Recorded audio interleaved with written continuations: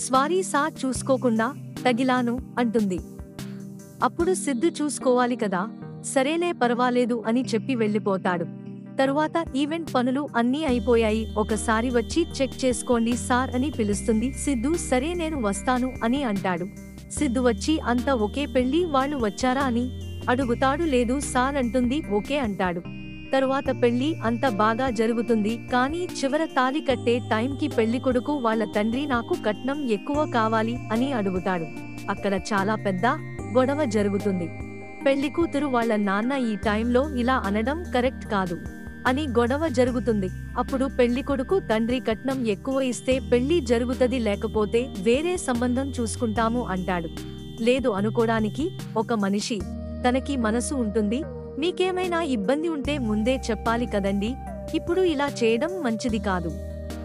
అమ్మాయిని చూడండి ఎంత చక్కగా ఉంది, కట్నం కోసం చూసుకుంటే మీ ఫ్యామిలీ ఒక మంచి అమ్మాయిని కోల్పోతుంది. పోనీ కట్నం ఎక్కువ తెచ్చే అమ్మాయి మిమ్మల్ని బాగా చూసుకుంటుందని గ్యారంటీ ఏంటి అని అడుగుతుంది.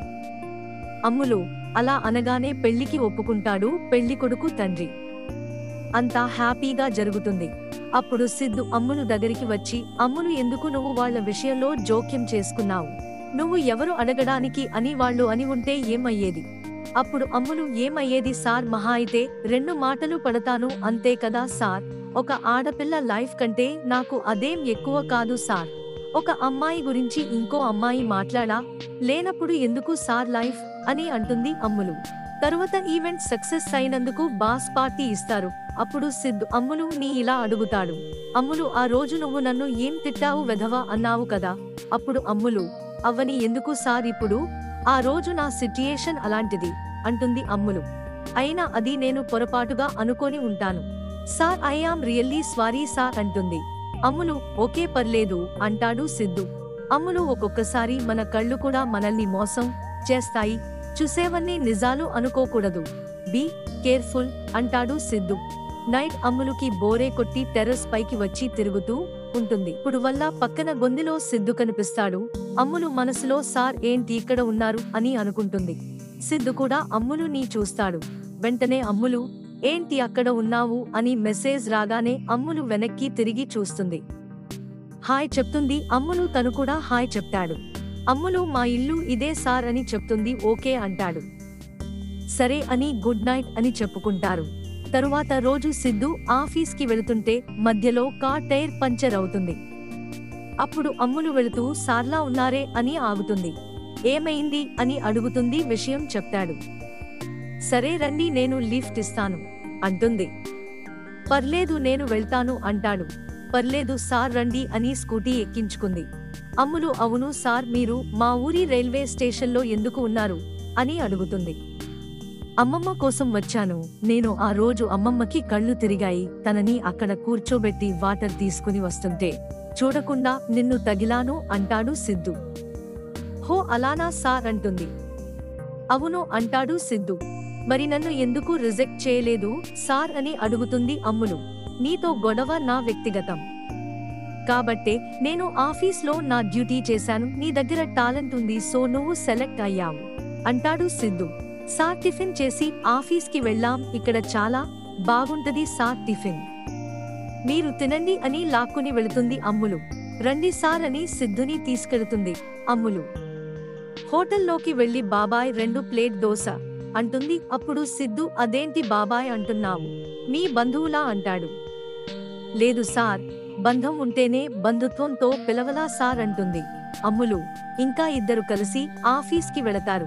అక్కడ అమ్ములు కాఫీ తాగడానికి వెళుతుంది.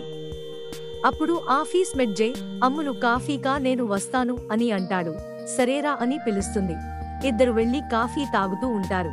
అప్పుడు జై, అమ్ములు నిన్న నువ్వు పెళ్లిలో మాట్లాడడం చాలా బాగా అనిపించింది అంటాడు.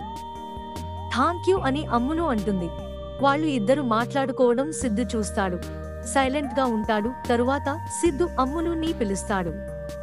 అమ్ములు, నేను ఇచ్చిన వర్క్ ఎంతవరకు వచ్చింది అని అడుగుతాడు. ఆల్మోస్ట్ అవ్వొచ్చిందని అంటుంది. సిద్ధు ఓకే అని చెప్తాడు. అమ్ములు వెళుతుంది. అప్పుడు సిద్ధు అమ్ములుని పిలిచి, అమ్ములు నీ విషయంలో జోక్యం చేసుకుంటున్నాను అనుకోకపోతే ఒకటి చెప్తాను అంటాడు. అమ్ములు చెప్పండి సార్ అంటుంది. నువ్వు జైతో కొంచెం జాగ్రత్తగా ఉండు అంటాడు. అమ్ములు ఏం మాట్లాడకుండా సరే సార్ అంటుంది. తరువాత వెళుతుంది. తరువాత రోజు జై అమ్ములు దగ్గరికి వచ్చి మీరు అంటే నాకు ఇష్టం అని అంటాడు. అమ్ములు దానికి నాకు మాత్రం మీ మీద ఎలాంటి ఉద్దేశ్యం లేదు. మిమ్మల్ని నేను ఒక ఆఫీస్ మేట్ లాగే చూశాను అని అంటుంది. తరువాత వెళ్ళిపోతుంది.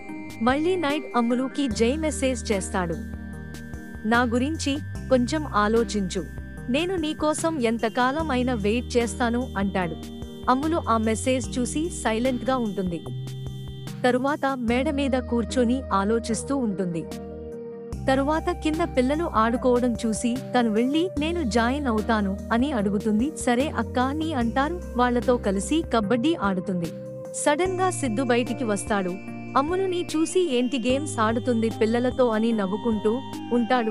అమ్ములు సిద్ధుని చూసి ఆడకుండా ఆపేస్తుంది. సిద్ధు పర్లేదు ఆడు అంటాడు. సరే సార్ మీరు వచ్చి జాయిన్ అవ్వండి అంటుంది. లేదు నేను ఆడను అంటాడు. పర్లేదు సార్ రండి అంటాడు. సరే అని సిద్ధు వెళతాడు.